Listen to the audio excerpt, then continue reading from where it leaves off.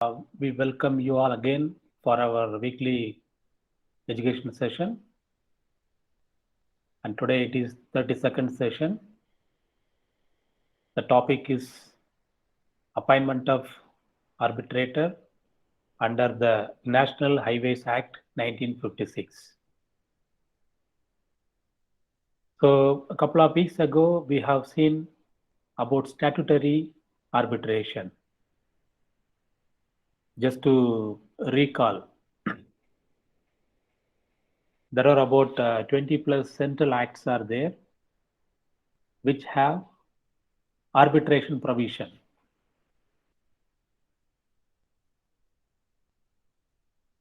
So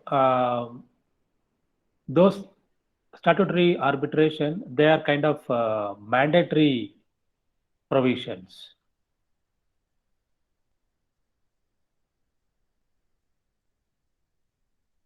It is not like our conventional arbitration.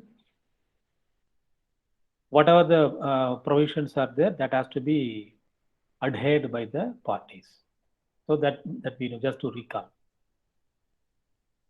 In this session, we are going to recall what is statutory arbitration. Also, unilateral appointment under the National Highway Act 1956, which is one among the central acts that is having the statutory arbitration provisions.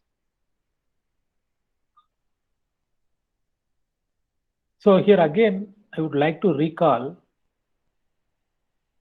the judgments related to TRF Limited and Perkins Eastman, which are again very popular and landmark judgments regarding the unilateral appointment of judges. That is, the parties who are interested in the outcome of the arbitration, they are not eligible to either sit as arbitrator or they are not eligible to appoint another arbitrator. So that is the outline of these two judgments. So that I would like to correlate because that is having relevance in today's session. The act for today's session, National Highway Act in India, 1956. The name itself, it says it's all about national highways.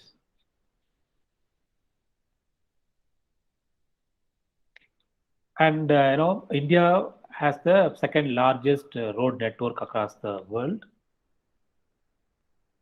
The rate of road laying, which was about 12.08 kilometers in 2014-15, has become nearly 30 kilometers per day during 2018-19. So that shows the exponential growth in the infrastructure. And this growth, eventually it brings disputes as well. So this current act, it lays emphasis on the dispute resolution mechanism. The current act, it addresses the disputes related to the road infrastructure. Let us see how it is.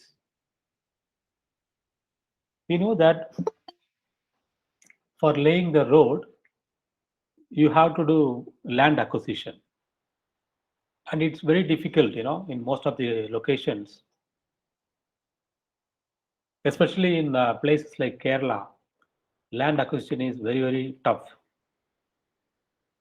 So this act, National Highway Authority of India Act, it has the provision. It is a codified law.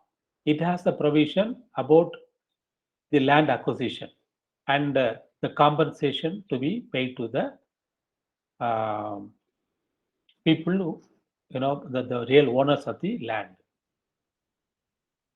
When they have a dispute about the compensation amount, then the landowners, they can resort to the arbitration provision within the act, which is section 3G5 of the National Highway Authority of India Act 1956. However, since it is a statutory act, the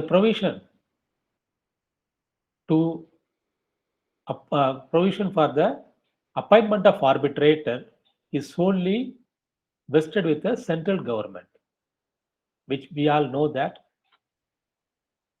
it is against the judgments of Perkins Eastman and TRF. But we should note that this act is 1956 Act. So post the judgments of these two cases, TRF as well as Perkins Eastman, now let us see how it is evolving. And we should keep in mind this is a statutory arbitration.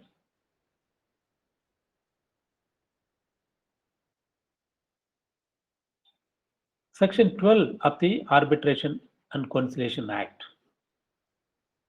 It speaks about the challenging of arbitrator. And also it speaks about the conflicts of interest and the relationship between the arbitrator and the parties.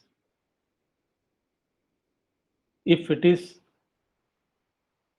coming in one of the schedules, then we can challenge the arbitrator's appointment.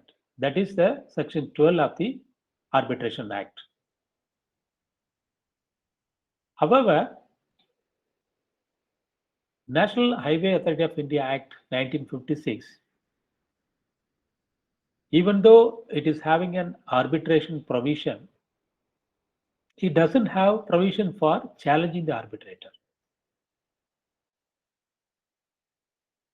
So the Supreme Court, it says,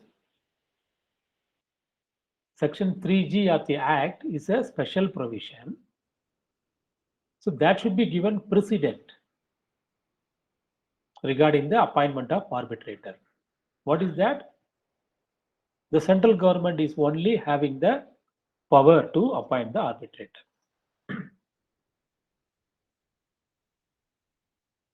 But if they fail to appoint the arbitrator, then the suffering party, that is the landowner, he can approach the court by way of writ petition. Not like Arbitration Conciliation Act, we have several other provisions.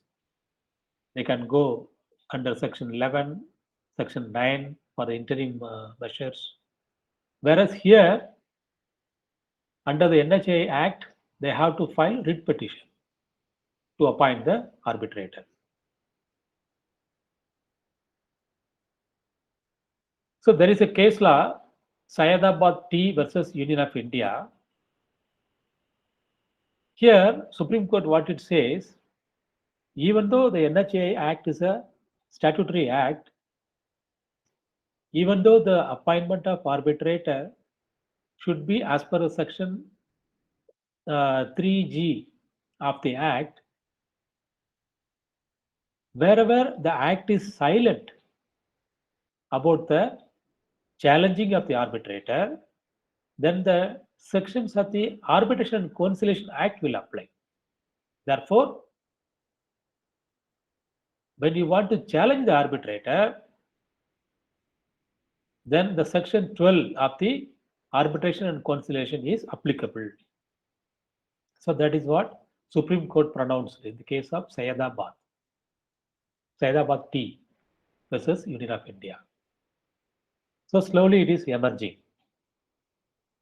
The provision says appointment of arbitrator is vested with the central government. And then the subsequent case law, it says, wherever the act is silent regarding the arbitrations, then the sections of Arbitration and Conciliation Act will apply. So that is how Arbitration and Conciliation Act section 12 is applicable when you want to challenge the appointment of arbitrator. Okay. Now regarding the unilateral appointment, we all know that the process stipulated in the NHA Act is clearly as unilateral appointment. Supreme Court, even though they pronounced in the Syedabad key case that wherever the act is silent regarding the challenging of arbitrator, they never challenged the unilateral appointment of arbitrator, because that section 3G is part of the statutory arbitration, which must be adhered by the parties. Therefore, now let us see how it is evolving, that process.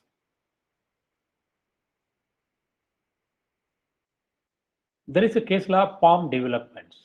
Here, the Supreme Court has categorically held that no special treatment can be accorded to the state in the realm of arbitration. So this is how it is emerging. Central government, being a party interested in the outcome of the arbitration under NHA Act, cannot appoint arbitrators under section 3G5 of the NH Act. So that is what Supreme Court, it stipulated in POM developments case. And then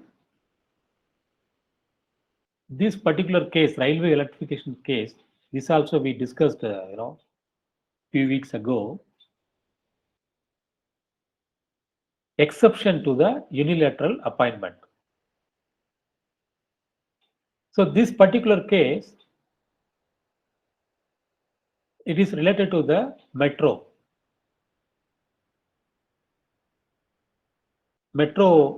rail project. There was a dispute, and the metro department, what they did, they proposed a list of arbitrators, and the list of arbitrators contained people who are retired from their service. So it was challenged, stating Perkins and TR judgments. However, Delhi High Court and subsequently Supreme Court, after further analysis of the case, they pronounced that it cannot be construed as a unilateral appointment, because they proposed a list of arbitrators. They have given a choice. They did not restrict the contractor. Also, once the people are retired, you cannot say that they will be loyal to their ex-organization. Therefore, they upheld the Metro Rail's proposition of providing a list of arbitrators. So this is an exception. Instead of going in for the unilateral appointment, proposing list of arbitrators, which the people, they can review their background, their conflict of interest. They can see whether they will impact on the outcome of the arbitration. Then they can select one among them. So the Supreme Court, what they said in their judgment, core electrification, that case is called core railway electrification case. They said it is counterbalanced. It is not, you cannot say that it is unilateral appointment. They proposed experts, because these are all specialized projects. You cannot bring some X or Y for the dispute resolution. So when you correlate this judgment to the current topic, that is appointment of arbitrator under the NHA Act 1956, here also Supreme Court advised that instead of going in for the unilateral appointment, NHAA, they can propose list of arbitrators which the landowners they can select. That is the outcome of Supreme Court's pronouncement. regarding the appointment of arbitrator under the NHA Act 1956, which is a statutory arbitration act. That's all from my side. If any questions or comments, you are welcome.